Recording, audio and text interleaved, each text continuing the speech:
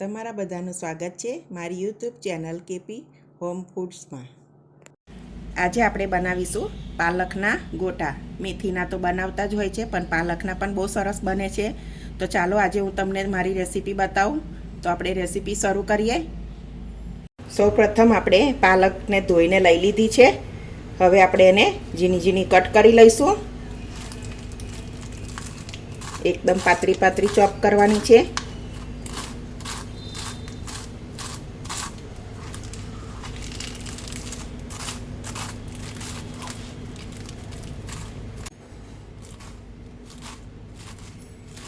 તો આ રીતે ઝીણી ઝીણી કાપી લેવાની। તો આપણે પાલક સરસ સમારી લીધી છે। 2 કપ જેટલી થઈ ગઈ છે। 4 વ્યક્તિ માટે આપણે બનાવી શકીશું ભજીયા। તો આપણે એક ખાયણી લઈ લીધી છે। એની અંદર 1 ચમચી જેટલા આખા ધાણા,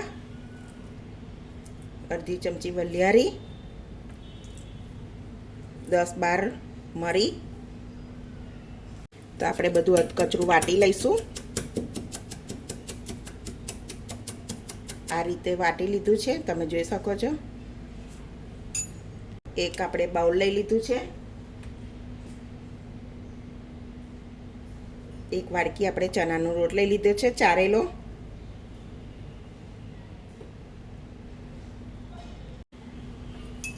તો આપણે ધાણા મરી વાટ્યું હતું તે લઈ લઈશું।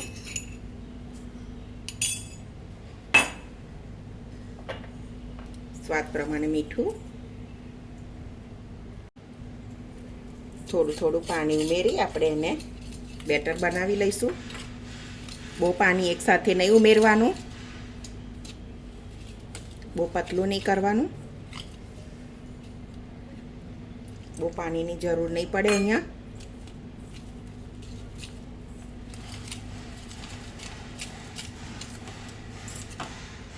આ રીતે આપણું બેટર બની જાય તો આપણે થોડો 2 ચમચી જેટલો સોજી લઈ લેવાનો, મિક્સ કરી લેવાનું બરોબર।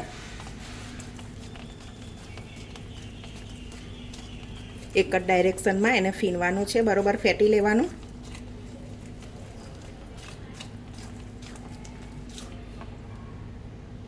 તો હવે આપણે પાલક મિક્સ કરી દઈશું। પાલકમાં પાણી ના હોવું જોઈએ, એકદમ કોરી હોય ત્યારે જ ઉમેરવાની। ટેસ્ટ પ્રમાણે મરચાં લઈ લેવાના, બરાબર મિક્સ કરી લેવાનું।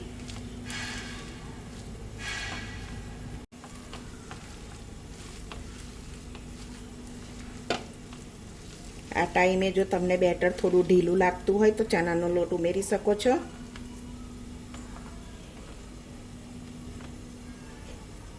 થોડા ધાણા ઉમેરી લઈશું। આપણે થોડો અજમો ઉમેરી દઈશું હાથેથી મસળીને। 1 ચપટી જેટલો સોડા લઈ લેવાનો, 1 લીંબુનો રસ, બરાબર મિક્સ કરી લેવાનું।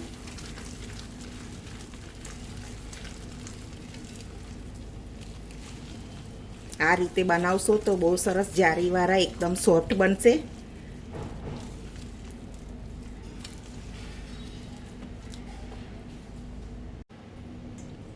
હવે આપણે 2 ચમચી જેટલું ગરમ તેલ ઉમેરી દેવાનું।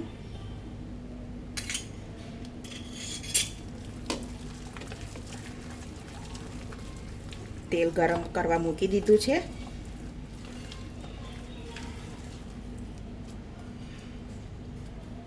તો સરસ તેલ ગરમ થઈ ગયું છે। થોડું મૂકી જોઈશું આપણે, મીડિયમ તેલ હોવું જોઈએ। તો તેલ બરાબર જ છે। તો આપણે આ રીતે મૂકી લેવાના, બધા કઢાઈમાં જેટલા માય એટલા મૂકવાના। મીડિયમ ગેસ રાખવાનો।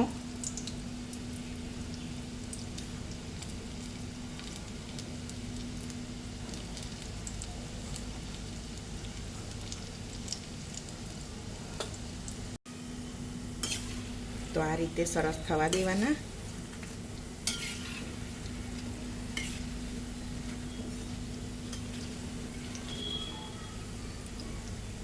તો આપણે સરસ ભજીયા થઈ ગયા છે, આપણે કાઢી લઈશું।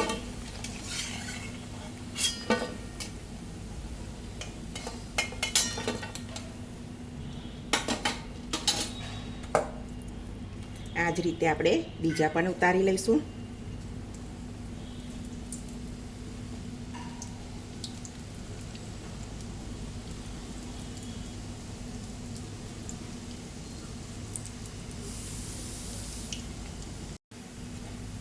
આપણે બીજા પણ એ રીતે થઈ ગયા છે, કાઢી લઈએ.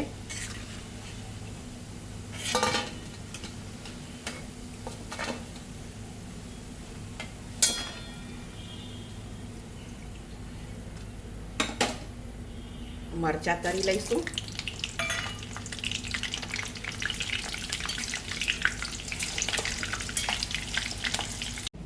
તો ફ્રેન્ડ્સ, આપણા પાલકના ભજીયા બનીને રેડી છે.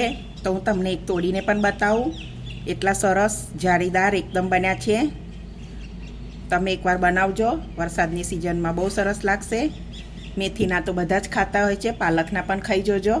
અને જો તમને મારી રેસીપી ગમતી હોય તો મારા વિડીયોને લાઇક કરજો, તમારા ફેમિલીમાં શેર કરજો અને મારી ચેનલને સબસ્ક્રાઈબ કરજો. તો હવે મળીશું એક નવી રેસીપીમાં. ત્યાં સુધી બધાને જય સ્વામિનારાયણ.